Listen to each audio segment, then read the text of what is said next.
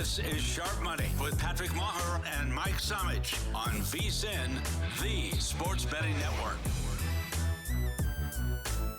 Okay, it's Thursday, Sharp Money, wherever you get your podcast. Mike Somich, I'm Patrick Meagher. Of course, VSiN, the Sports Betting Network. It's an easy formula. Like we say, Sunday night, meet us. We'll be here after the games to preview what we just saw. Then Thursday, let these numbers bake a little bit, Samo, and we'll get to them. I think these weeks sneak up on you, is what I would say, with a Thursday night game coming up tonight. We'll finish off with Seattle and Arizona. Just to kind of preview, we have seen a 3-point flip. Now, you mentioned through zero, not as big as a move, but Arizona did open 1.5, and now Seattle 1.5 the other way. Yeah, I'm a sicko, Patrick. These weeks sneak up on you. I want football on Tuesday and Wednesday. When can we get these college football games? Give me some action. I need some action here during the weeks. I've been waiting patiently for this Thursday night game because this is one that I'm all in on the Seahawks here. I'm higher than market on the Seahawks. Talked about this on Sunday. Played them plus 2.5 last week on the look ahead. I still like them laying the 1.5 here. This is a Seattle defense that absolutely handled the Cardinals last year, and there's not that much adjustment except that Seattle's gotten better, and if anything, Arizona's gotten worse on the offensive side of the ball since then. I also don't think enough's being made of the injuries we see at the cornerback position, specifically for the Cardinals here. They're banged up out there. Offensive line's a little banged up, and this is a fully healthy Seattle team who gets two pieces of the secondary back, gets Charbonnet back tonight. This was a game that they were setting up for. They sat people out of the Saints game specifically to be ready for this divisional matchup. I think you get the best version of the Seahawks tonight, specifically on the defensive side. Yeah, no James Conner, Benson in for him. Conner had turned into a really good running back. Sad to see him go down. And those that don't realize here on Sharp Money what a sicko Mike Somich is, he has a wife and he has a child, and he handicaps horse racing daily with VSiN at the track, and he wants the NFL on Tuesday and Wednesday. Get a nap. Let's do what we do. We'll go rotation 251. So Minnesota-Pittsburgh, it's starting to become crystal clear that there is no high ankle sprain with J.J. McCarthy. This is all about a veteran team, a loaded team, and let's see what we can remote control with Carson Wentz. We did open Minnesota at Pittsburgh. Minnesota about 1.5, Mike, and they're getting bet up to 2.5. Lowest total, my assumption, would be on the board at 40.5. Yeah, look, I jumped on Minnesota at the 1.5. I played him again at 2.5 here. I like him anything under 3. I think Jordan Mason is actually an upgrade at the running back position for him. You get Addison back from suspension here. Carson Wentz, could he be good in this offense? Like, what's the difference between him and Daniel Jones at this point? I think Wentz is a little bit interesting here, and I do think he offers kind of a calming state for this Vikings team. If you go back, you watch the J.J. McCarthy games, he was just a little bit late. A lot of the offensive line issues were because McCarthy wasn't processing through his reads quick enough. I do think Wentz is good enough to be able to handle this offense, and you flip it around, and I don't know what the Steelers do well, Patrick. Through 3 weeks, this has been one of the luckiest teams in the NFL. They got shellacked by Seattle week 2. That was a 14-point game. Everyone wants to say it was closer because of the kickoff. Go watch the tape. That was not a closer game. It's a Pittsburgh team that was lucky to beat the Jets in week 1, fortunate with 5 turnovers against a Patriots team that drastically outplayed them last week. I'll take Minnesota here. I like them laying the points. Of course, this one in Dublin, Ireland, so travel. Both teams dealing with it, traveling in style. I do know what Pittsburgh does that Brian Flores likes. He likes the fact that they're a pitiful offense that's dump and dink, and Flores is going to scheme it up. This is kind of sicko, but 41, if you could find it, I'll go under with Minnesota and Pittsburgh and Ireland. I don't think you're going to see much from either team here over in another country. Yeah, I'd be surprised if we see the full playbook, especially from Pittsburgh here. They just want to keep this game low scoring, keep it close, similar to what they saw last week against New England. I just think they're going to struggle a lot more. Like the secondary has not been nearly as good since they shipped Fitzpatrick off to Miami. I think they didn't realize how big of a loss it's going to be. Also in the run stop unit, which has not been great. They're banged up as well. I don't love teams that have to travel over to Europe when they are already banged up. That's what we've got with this Steelers team. I will say this, Minnesota did fly out later, so they flew Thursday night, or they're going to fly tonight, I should say, get in Friday morning. I do like the fact that the Steelers left a little bit earlier, but look, if this game was played in the U.S. on a neutral field, this would be Minnesota minus 3.5 or 4. The fact that we're playing it overseas right now has depressed this number, and I'll take the depressed number any chance I get it. Yeah, still 2.5, so under that 3. Now, speaking of 3, 253, here's a key move. Going through 0, not as much. Going through 3, Philadelphia 2.5 when we were here with you on Sharp Money on Sunday has jumped up to 3.5 at Tampa Bay. I believe Tampa Bay's won 6 of 7 in the series, so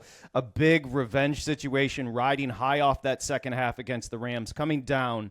And really, the big point here, Samo, is a banged-up Bucs team.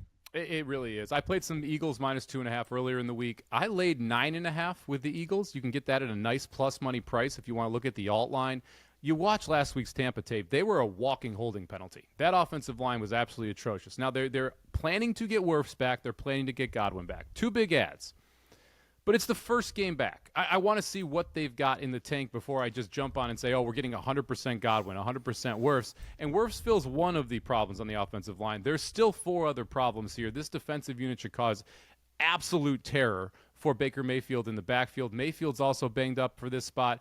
And the big key for the Bucs last week is they were able to convert 3rd and longs consistently last week. I don't think you're doing that against this Eagles defense. No Mike Evans on the field for them. And I kind of liked what I saw from the Eagles in the second half, Patrick. I'm wondering if we're going to see them say, hey, you know what? We are a better offense when we simply open it up. We don't need to be predictable. We don't need to be methodical. We need to be aggressive. A.J. Brown said as much in the press conference after the game. I think this is a different version of the Eagles offense, more like the second half against the Rams versus what we got the previous 5 halves from this Eagles team. I like the Eagles in a big way here. I think the injuries finally catch up to Tampa. Yeah, so much being made about the Eagles being boring, and they have been. I think they're sandbagging. You saw them open up A.J. Brown, Devontae Smith in the second half. This is a team that's won like 18 of 19, 12 or 13 straight at home. They go on the road where they're pissed. They just lost recently to this Bucs team a couple of years ago in the postseason. Mike Evans is out. The reason that we do Sharp Money Sunday night into Monday morning and Thursday is, of course, you lay the 2.5 at this point. I don't necessarily want to recommend the 3.5, but make sure you download the program twice a week. That's what I would say. 255, New Orleans at Buffalo. You generally will see this spread in week 14, week 15, and week 16. And speaking of 16, that's a good number because it's 16.5. Here's 15.5 at most shops, and then 16.5 over at the South Point. 16s as well with Buffalo laying it. Obviously, a big-time survivor pick, Samo. I will say this. New Orleans was terrible in Seattle, but Seattle might be good. We'll finish up with them.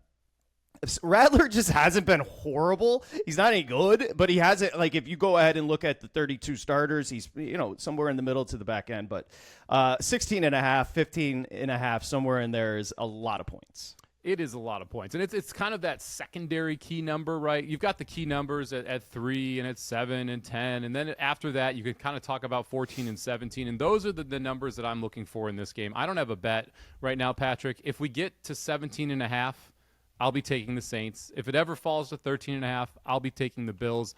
My guess is we never actually see either of those numbers, though. This is kind of sat right in that middle zone, right around 14.5, 15.5, 16.5 since the lines came out. I just don't see I don't think we're gonna get a big enough move on this game because of the size of the spread. If you made me bet a side, I would hold my nose and I would bet the Saints. But it's a tough spot for them too. They were up in Seattle last week. They fly back to New Orleans. Now they're flying up to Buffalo. But are we going to get the good plays from the Bills? Like, are we really going to? I don't think we get the good plays here. If anything, Ray Davis touchdown, the backup running back for the Bills in a blowout. He's plus 250 right now. If this game is 21 points at half, you can come in at halftime, get an anytime touchdown for Ray Davis. You're probably looking at plus 350, plus 400. Maybe I'll play that, but this is not one of those that needs to get any time on my TV screen unless it gets close late, and it's not a survivor play for me. I think there are better spots to use the Bills. I do too. And I think you can kind of try and get ahead of the rest of the field here by getting a little bit cute. Yeah, you do the contest show with Circus Sports there with Derek Stevens and the crew. I think there's one survivor play, and we'll get to it when we get to that game. What I do like in this game between New Orleans and Buffalo, over at FanDuel, you can find a 48.5 go under. The Saints rush defense isn't bad. I think you're going to see a bus that is parked in the second half by Buffalo. Keep everything close to the vest. Rattler will fall to 0-10 as a starter, but I don't think there's going to be a ton of points. I'll go under there. 257, Carolina coming off a shutout, which is odd in 2025, and that has something more to do with Atlanta, who we'll get to.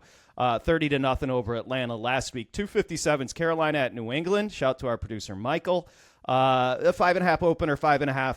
DraftKings is 4.5 with New England laying it, and you got a 42.5 to 43.5 on the total. Yeah, we saw a lot of Carolina love in the market last week as we got closer to game time. So this is one that I want to keep an eye on Sunday morning. If we get the same Carolina movement here and we ever get a 3, I'm interested in New England in this spot. I do think that loss last week was a little bit of a faulty loss with those 5 turnovers against Pittsburgh. They outgained them by almost 200 yards, out first down them 27-16 in that game. And this Panthers win was kind of fugazi as well. It wasn't a 30-0 box score when you look at it. You had a couple missed field goals by the Falcons. The Falcons really struggled in the red zone. They're 29th in the NFL, just 28% touchdown percentage. And look, we'll talk about the Falcons here a little bit later. I don't know what to do with them because they're telegraphing plays again as well. Last year we saw this problem. Anytime Michael Penix is under center, it's almost always a run. Anytime he's in pistol, it's almost always a pass. And because of that, you have one of the lowest play action rates of anybody. That's wildly ineffective because they know you're in pistol. You're throwing the football. So I just don't trust that this Carolina defense is as good as it has been. I mean, it's been much better than expected to start out the season. They're playing a lot of too high. They're allowing you to run the football. If I knew who the running back was going to be here for the Patriots, I would be looking at rushing props over.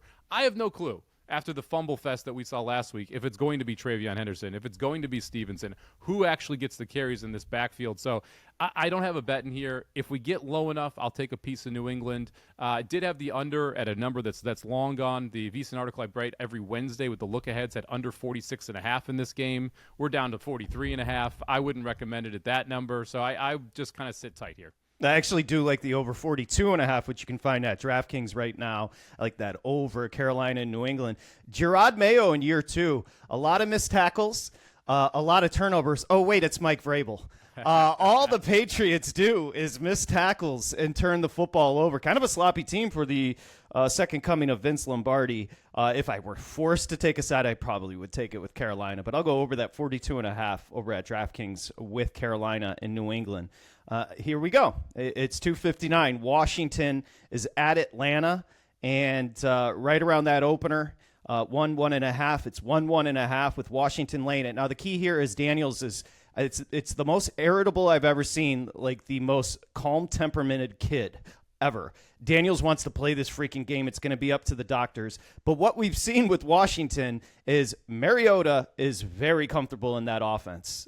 Obviously, he's played awesome. He played awesome last week. And Atlanta's in a bad way. You got a total of 45.5. They're going to bring the OC down to the field, which is the first red flag that you're going to find. And there seems to be some strife within the quarterback room.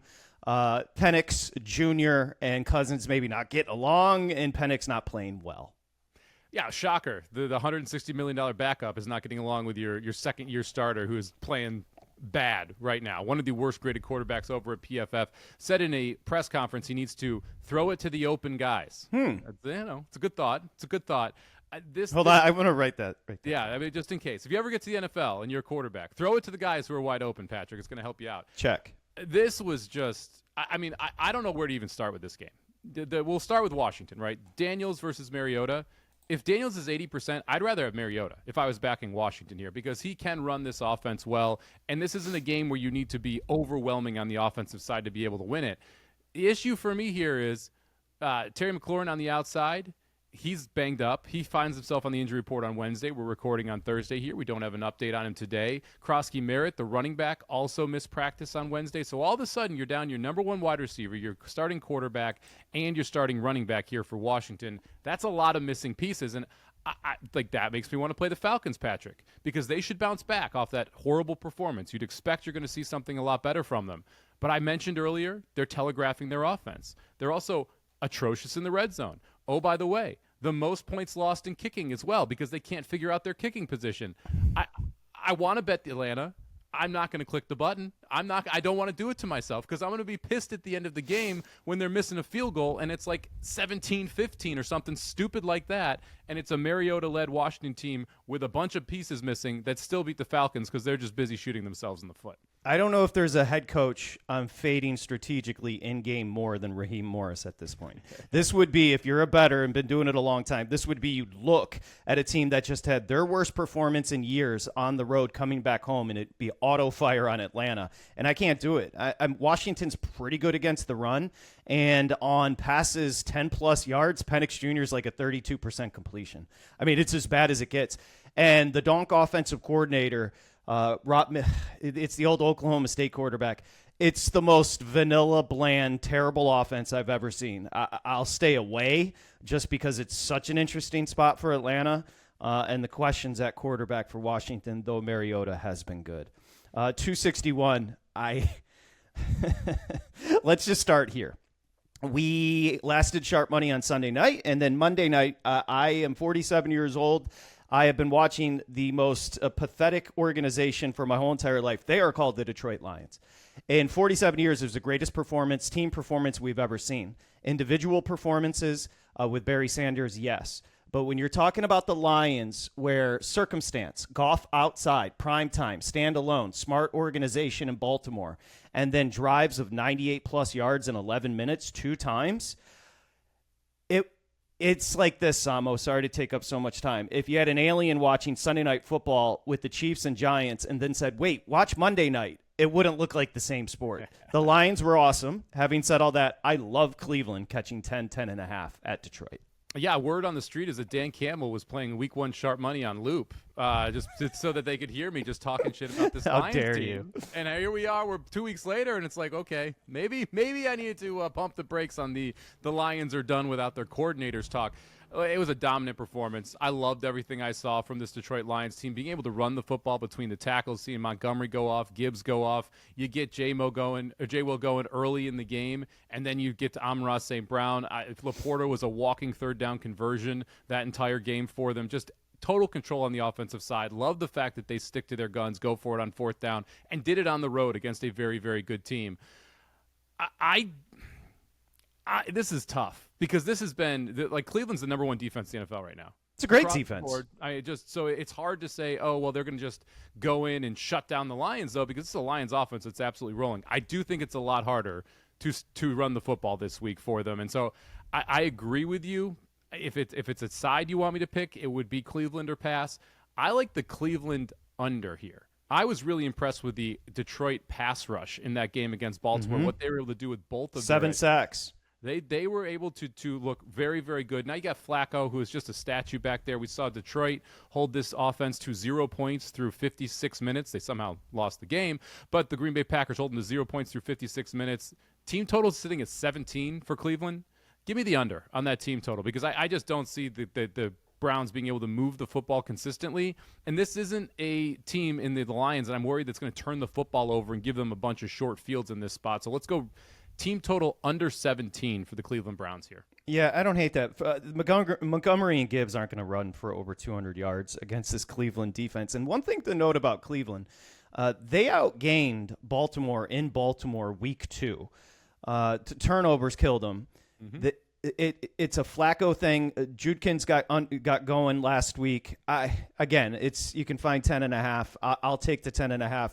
Expecting Detroit to win it. It's just a lot of points for a team that I think actually has a little belief in the defense is legit with Cleveland. 263. Tennessee's at Houston.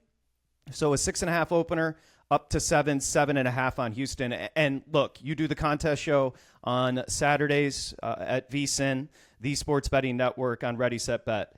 I'll say this. To me, this is a no-brainer as far as Survivor. Houston is not going to lose this football game. And the point spread right now, 7.5. This is the lowest total at 38.5. I still don't think it's low enough, Patrick. Give me the under here. I would agree. 38.5. Fun fact here. The Houston Texans red zone percentage, 0.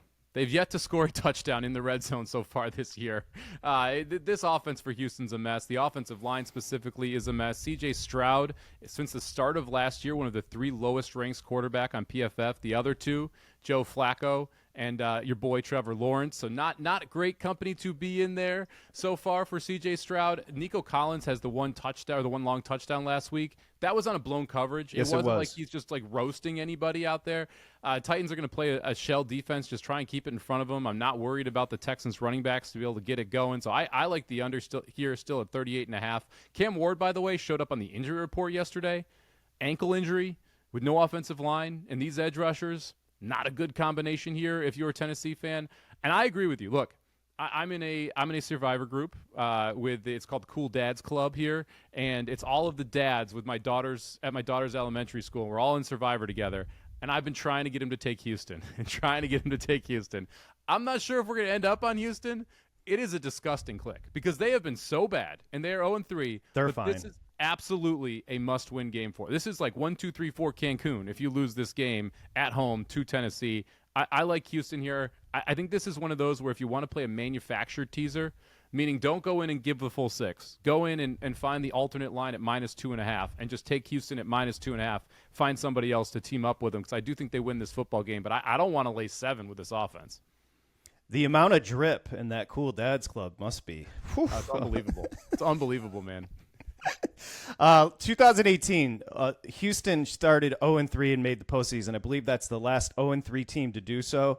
They will not lose this football game. Back in 2000, we used to bet into totals with the Baltimore Ravens that were like 33.5, 34. That is the equivalent in 2025 of 38.5 of that back then, and I still like the under. This is going to be Houston's gonna win it. Tennessee may not score. But this is going to be discussed. And also something to note with Tennessee for bettors moving forward, a bit of a mutinous situation. The coach is going to get fired, and he's lost complete control. They just traded a piece. So I can't imagine an 0-3 morale is off the charts in Tennessee. No, it's not great. And like Callahan is now taken over for Mike McDaniel for First Coast Fired. Oh, he is. Like he's done. We talked about the breakdown of the field goal decisions at the end of the first half on Sunday's pod. The game plan's awful. The vibe is awful. Communication. The communication is terrible. It's just a bad situation all around. And Calvin Ridley not helping it out either with all the drops that he's had so far this year. So this is a pretty easy one for me to go under here. And I do like Houston as a survivor play. I hate to pick on him, but not knowing an elbow is a body part was the weird. Like your dad was a head coach in the league, and to just grow up and not by osmosis, Callahan, to understand it. Not just that, no one on the staff to check him and like, hey, that was a catch. Your elbow is like no. It doesn't bode well. Is like, hey guys, we all have the headsets we're all wearing. We can communicate with each other with those. But here's the problem: you can't waste the quarterback. And that's a general manager that didn't hire Callahan. Cam Ward is an asset. You can't waste him. So bad vibes with Tennessee. 265. The Chargers are at the Giants. So obviously the big news here is jumped up to 6.5 with the Chargers laying it. 43.5 on the total. And the big news here, Samo, is Jackson Dart. After we saw a disassociated Russell Wilson red zoning, throwing it into the tunnel, and then on 4th and goal, throwing the ball away. My guy is on another planet, and Dart has to start here. Hey, man, he loves the moon ball. Doesn't matter if you're at the 50 or the 15. He's going deep. That's Russell Wilson's game plan at this point. Okay, so this one's interesting because my numbers say I should lean toward the Chargers here. I kind of like the vibes in the Giants locker room right now, though.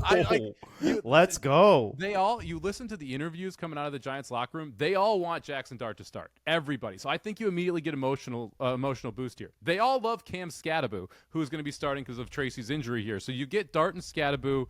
Unpredictability. You're going to have a quarterback that's going to run. Now, Minter's been great against rookie quarterbacks. So I do want to pump the brakes a little bit because I think this is a top-tier defense from the Chargers, and they're going to make him dink and dunk and take all of these little things. Scattaboo reception prop and reception yard prop. I think those are both good looks to the over.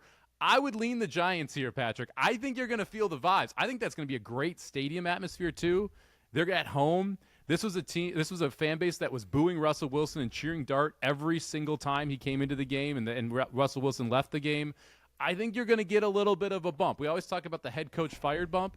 I think you're going to get a little bit of the rookie quarterback bump here for the Giants. I don't like it enough to click the button on them, but enough to not click the button on the Chargers. And like I said, Scadaboo props for me here. I think he has a big day catching the football because of the style of defense we're going to see from the Chargers. Yeah, 2 misnomers in sports betting, 3 points. Obviously, home field no longer. It's 1.5 to 1.8. And then west to east travel affects the West Coast team. However, I will say a bit of a sleepy spot, not just because of the time change, but because of the Chargers' emotional game against Denver. I think on the road, first off, Minter is a wizard. I love him against a rookie quarterback, where I think you have more opportunities with the offensive playbook with Dart because of his mobility. I think they'll shorten it up a little bit this week and keep it simple. The Chargers are going to run now, the Giants, I agree. If I were to take a side, I would take that 6.5. I do like the under 44 with the Chargers and Giants here in Dart's first start. There is, I hate to call somebody sacrificial, but why not Winston against the Chargers and then open up the Dart campaign against the Saints next week? I think they want him to start at home. Fair. I think this is a big part of a fan base, to just appeasing them, right? Because if they started, so if you're trying to get someone excited to go to a Giants football game right now, starting Jameis doesn't get anyone excited to go to that Giants football game. Starting Dart rallies that fan base for that one game. And let's be honest, if you're going to start him in New Orleans, after that, it's what? Eagles, Broncos, Eagles, something ridiculous like that. Oh, their schedule's brutal.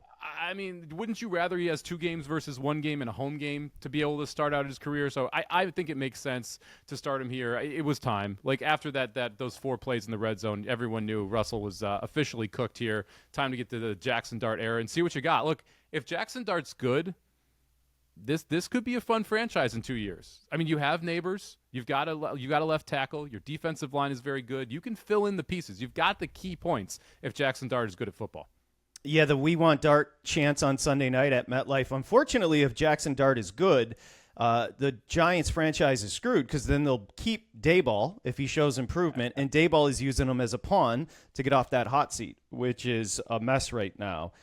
He's an offensive coordinator, not a head coach. Let's hope Dart plays well for his sake. 267, Jacksonville's after San Francisco, and you and I have a 3-0 team that now loses Bosa. I'm just not a buyer of San Francisco, even with the Sharman schedule. 3.5. San Francisco obviously laying it, and you're up to 47.5 from a 44.5 opener on the total.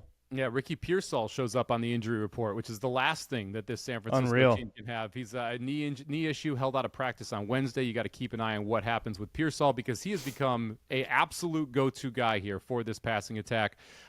I don't have any bets in this game. It would be Jacksonville or pass plus the 3.5 at 3. I'd have absolutely no interest in betting either side here. Do like McCaffrey reception yard props over. He's gone over in both the last 2 starts. It seems like we're getting Purdy back here, but they're just running out of options on who to go to with the football and what to do on the defensive side. I also lean toward the under here, Patrick. This is a Jacksonville defense that's been a lot better this year. Good defensive line.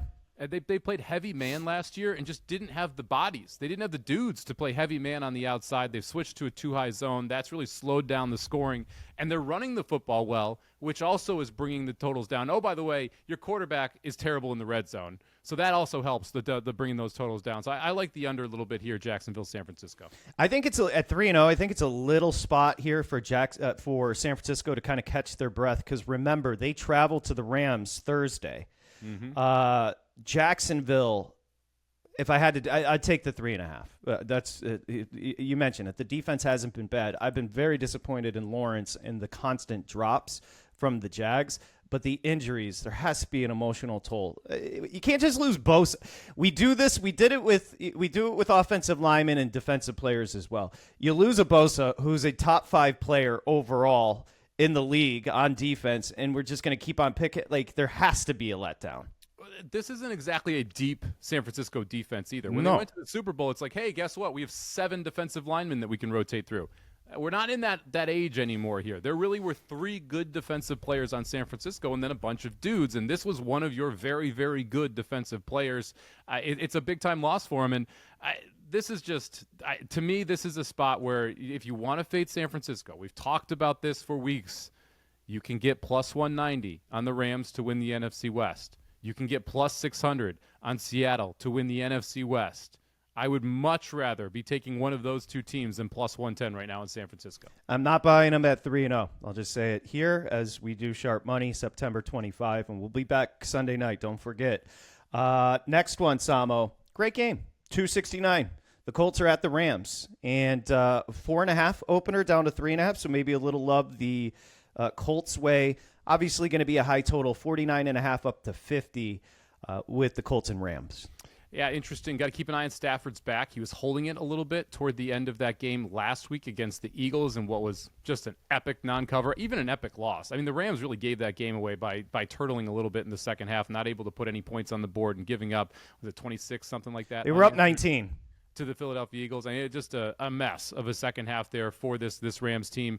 The Colts on the other side have been a market darling. They've taken money 2 straight weeks now. We've like that game against Miami looks absolutely legit versus Miami just sleepwalking through it. And I believe in this Colts offense. I do think that they've got the playmakers on the outside to have, Steichen essentially be playing Madden and controlling Jones to be able to make sure that we have good plays out there and have people schemed open for him to hit his first read. I don't trust this defense yet. Right now they're ranked number 11 in the NFL, the same as the Rams. They're kind of co-11th in the defensive side. I think it's much more likely the Rams end up a top 10 defense than the Colts do here. I like the over at 49.5. I think the Rams able to move the football. They're able to put points on the board specifically through the air. And I think this Colts offense is good. I think they're legit. I think they can move the football as well. First big-time test against a defensive line. That will be interesting. But this is a top 5 offensive line unit for the Colts. So I think they're able to slow down the Rams pass rush and be able to attack through the air as well. Total track meet. 49.5 will both go over there. With the Colts and the Rams. Here's the thing about the Colts, and you mentioned Steichen and his ability to kind of remote control. Throw out Jones, who's 72% on the year completion, 3 touchdowns, 3 rushing touchdowns, and no turnovers. Throw him over here if you expect a regression. All you have to focus on is Taylor and the offensive line. They're always going to score. It is not an offense that's going to start to falter. The defense, you can, as you just pointed out, you can have questions about the Colts defense. The offense is going to be fine all year. And Jones isn't going to be perfect, but if he's good, the offense is going to be good. 271 Chicago. Okay, 4 touchdown passes, no picks. Ben Johnson was in his trick bag against Dallas. It's not hard to do. And they head to Vegas. This one, correct me if I'm wrong, but I thought we saw Chicago's with 1s on Sunday night here on Sharp Money, and we've now gone to 1.5 to Vegas. Yeah, this one's another one that kind of flipped through there. The opener was all over the place on this. There were 1s on both sides, and now we're seeing Vegas here 1.5 as your kind of pretty, not going to say strong favorite here, but a definite favorite in this spot. I kind of lean toward the over here, Patrick. I do think we're going to see points between these two teams. I don't trust that the Chicago defense is fixed. I think they kind of caught a break with CeeDee Lamb getting injured in that game because it completely adjusted the Cowboys' attack plan and attack style. It's so much more difficult to adjust in-game, especially for someone like Brian Schottenheimer, who's a first-year NFL coach and play caller there, to be able to lose that weapon and then say, okay, we've got this plan B that we're just going to roll out. That's not easy to do. I don't love this Vegas defense. I do think the Vegas offense is going to be able to take shots down the field against this Bears defense. So for me, this is either an over or I want to tease Chicago up if you can find the 1.5 or 2 to go to 7.5 or 8 in this spot. But I lean toward the over here. This is an official play for me on the over. The second half, I think you could just see completely wide open. I think that rhythm Chicago found, the carryover from the Dallas defense to the Vegas defense, Ben Johnson's licking his chops. And Vegas is going to score. I think what we saw against the Chargers is more about Minter and that Chargers defense. I think Vegas is going to score this year, and I certainly think they can score against the Chicago defense. 47.5, I'll go over there. And we should just put a pin on what you said. You might be right about the Genti experiment. With contact, it's not Boise State. And with contact in the NFL, he is not shaking loose. No, he's not. I like to give him some credit. He was better last week. The offensive line is atrocious. He's getting hit behind the line of scrimmage on average on his runs, which is never a good thing. But look, man, they shouldn't have taken him. Let's just be this Raiders organization. No, you're right. Was not a running back away. They should have taken an offensive lineman. Membu has been awesome for the Jets. They could have taken him there at 6. This was just not a great pick. And I don't love running backs who are stat patters, who are the James Hardens of college football, where they're getting 30 carries and putting up 150 yards. I want the guys who are breaking long runs consistently. And I get it, Genty was able to do some of that, but we just haven't seen the explosiveness when you put him out there against NFL players. Part of that's the fault of the offensive line. But I think part of it, too, is maybe he was a late first round, second round running back, not a top 5 player, top 6 player in this draft. In 2025, if you're drafting a running back in the first round, he makes up for offensive line deficiencies. Like Saquon Barkley. Yeah, but that's where the level that he was taken at. Barkley goes 2, he goes 6. Like the top 10 running back is rare in today's NFL. I don't think this was a great decision by that Vegas front office. Just like we wrote up 273 here on Sharp Money, 2-1 and 2 teams, Baltimore and Kansas City. Heyo. It's 2.5 open, 2.5. It's 2.5 blanketed everywhere with Baltimore laying it. You don't want to go to 3. Everybody's going to buy on Kansas City at 3. Worthy looks like he is going to play for Kansas City. We should back up to Sunday night. Even the passes to Thornton. Mahomes is doing everything he possibly freaking can. Here's what I would say. Baltimore, if you're Kansas City trying to get even at 500, you're probably in the Harbaugh era, having Baltimore come to you as mad as they've ever been. Henry with the fumbles, the defense, worst performance we've seen in a long time against Detroit. This is going to be a pissed off Raven team. Yeah, it's going to be a very, very upset Raven team. And the one thing that you can really do against the Ravens is run the football. We saw that last week with Detroit. Uh-oh. You know what Kansas City doesn't really have? Anybody who could run the football, Patrick. We took under 10.5 from Pacheco last week for his longest run. Guess what? He got a 10-yarder. He did. But he did not get that 11th. He's yet to run for 11 yards this season and a single carry. And guess what his number is? It's 10.5 again. Guess what we're doing?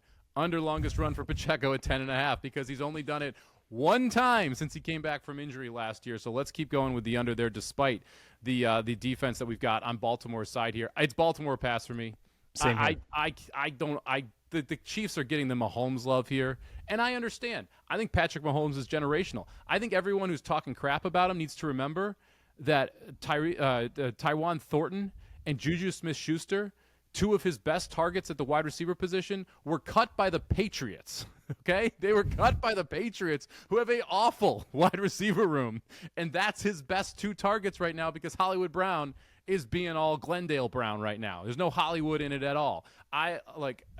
Give me the Ravens here. I think you're getting basically 1.5 or 2 points of market love because it's Mahomes at home, and no one wants to be the idiot who doesn't take the points with Mahomes at home. I am willing to be the idiot who doesn't take I will lay the points against Mahomes at home because this is just a better Baltimore team.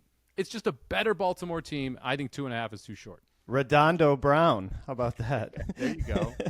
Yeah, I'm glad you didn't say Hermosa. That would have been a little too. No, good that would have for been him, beautiful brown, and it would have been weird. Yeah, Baltimore pass. Okay, Somich, if Baltimore is going to be pissed, the Packers are going to be pissed. You know, LaFleur 275, Green Bay at Dallas. So this is 6.5, 7 with the Packers laying it at Dallas. Obviously, a teaser opportunity if you want to bet Green Bay. Find a partner. Dallas's defense is terrible. No CeeDee Lamb. What do you have in this one?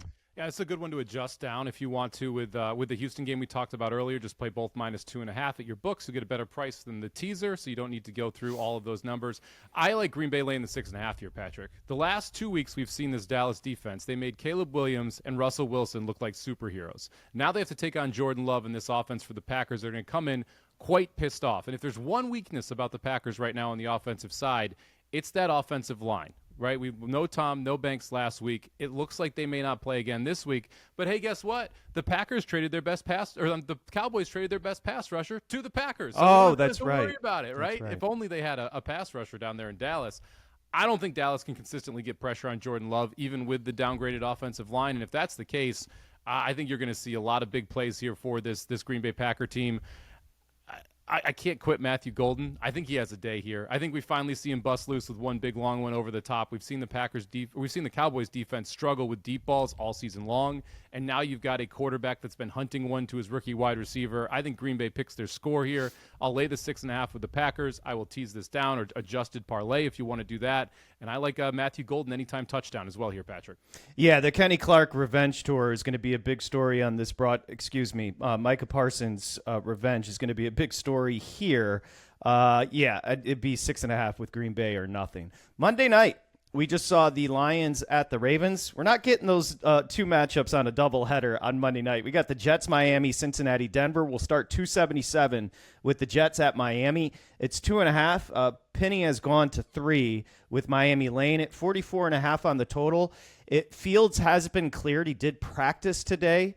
Probably a game-time decision. I don't know what you do with an adjustment on Tyrod Taylor, and Fields probably the same. I'm 2.5 with Miami here. Yeah, I would slightly upgrade the Jets, but not anything that is really meaningful. Now, we are right around a key number, so that 2.5 to 3 does matter to me. I haven't bet this game. If I can find a 3-1-10, or if I ever get a 3.5, I'll be taking the Jets here. I do think that the New York Jets, I just don't trust this Dolphins team, Patrick. I like everyone's like, well, they're back because of that game in Buffalo. What is back? That was a C- effort from Buffalo, and they still won that game rather easily. I didn't think Tua played very well. I didn't think Tyreek Hill was necessarily a lot better mentally on the sideline here. I just don't trust this Miami team at all. I would rather take the 3 with the Jets here. I do like Breece Hall props. This Miami rushing defense is atrocious. You've got a defensive line that was supposed to be one of their key points, yet none of the individual players grade out over a 65 on PFF on the defensive line, and that's with Phillips and Chubb and Zeiler, and it should be a very good unit.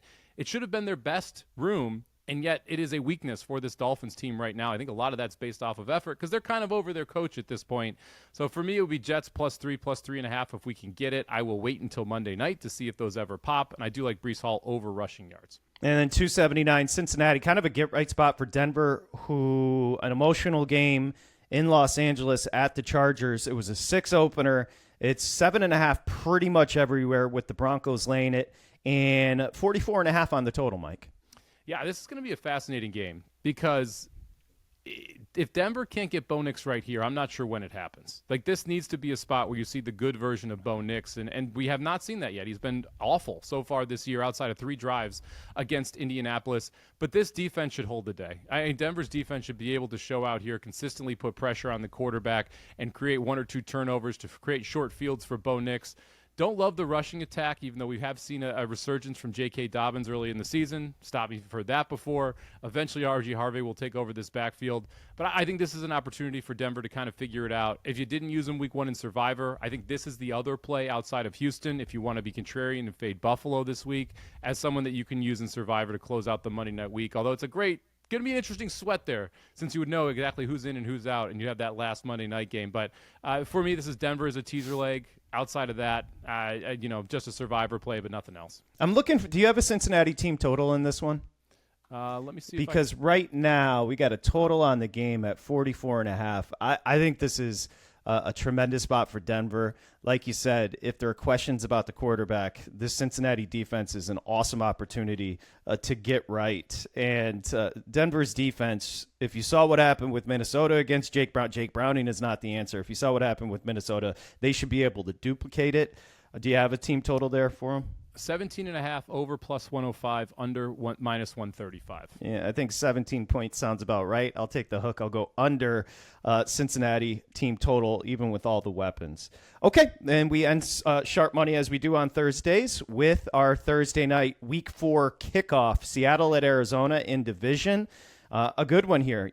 Arizona open 1.5, and now it's 2 at Circa on Seattle, so Sharp Money there. And then 1.5 mostly everywhere. You and I were joking about this. First off, it's 7 straight for Seattle over Arizona.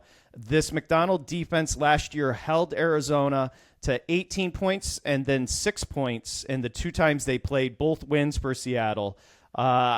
Even with the flip, I like the Seattle Seahawks on the road 1.5.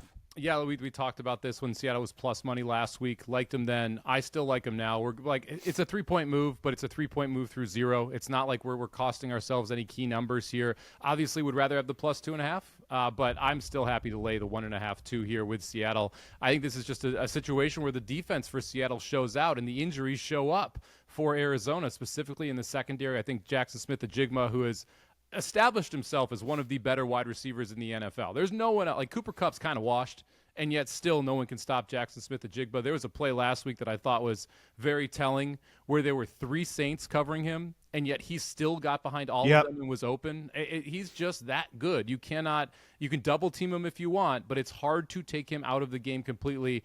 And I like what this offense is doing from a play action perspective. They're putting Sam Darnold in good looks, good situations. They're able to attack over the middle with Barner, their tight end, and Cooper Kupp. Well, again, he's washed. He's still good enough as a wide receiver too when he's across from Jackson Smith-Njigba. You get Witherspoon back. You're getting an additional piece back in the secondary. You've got Charbonnet back tonight. This was a game that clearly Seattle circled before that Saints game where they said, we're going to sit out the guys who are close so that we make sure we have them for Thursday night.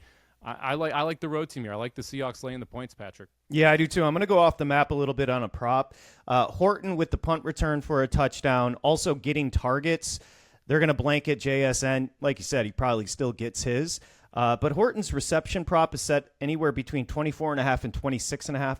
He is getting the targets. I'm going to go over with the rookie there on receiving yards with Seattle. But, Walker, it's a good offense, but it's a tremendous defense. So I do like Seattle. The one thing they struggled last year was Trey McBride. If you go look at both of those games, Trey McBride had a big game from a reception and yards perspective. I think if you want to look at, if you agree with us here and you think Seattle is in control of this football game, that means Murray's dropping back to pass. And I think the 2 people that benefit the most from it is Trey McBride at tight end and specifically receptions, and then Trey Benson, who was getting catches when Connor was healthy. He was a part of the passing game in the limited reps that he was getting. I think that becomes a bigger part of this passing game for Arizona, and checkdowns are available against the Seattle defense based on the style that Mike McDonald wants to play there up in Seattle. So I do think that Trey Benson and Trey McBride have the opportunity to have big games here through the passing side.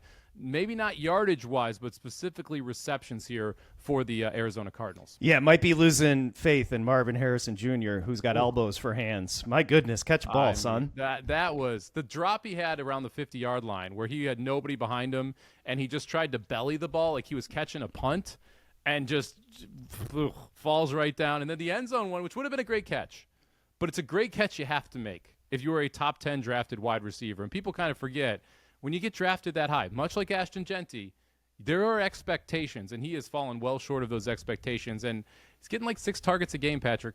He didn't get a ton of targets last year. Kind of feels like Kyler Murray doesn't trust him. Guess he's not a very good Call of Duty partner for Kyler. So who did the Cool Dads Club go with on Survivor? I'm going Houston. I am trying to talk them into Houston. I have a feeling they'll want to go Buffalo. It's not the most aggressive bunch. And I'm doing my best to be like, I know it's a disgusting click. I know they're 0-3, but you got to go 20-0 to win Circa Survivor. You can't be worried about going 4-0. You got to be worried about going 20-0. It's nice to have Buffalo in the back pocket. So my guess is I've got 5 entries left in Circa Survivor still. I will probably end up with Buffalo on that one and not have Buffalo on any other entry. All right, that's Sharp Money. We just ran the Week 4 board. What happens in Week 4? We'll tell you coming up on Sunday night on Sharp Money. Samo, I'll see you then. Sounds good, buddy. You can find us wherever you find your podcast, and don't forget as well, get over to vsin.com, vsin, the sports betting network, and thank you to Michael. We'll see you next time here, Sharp Money.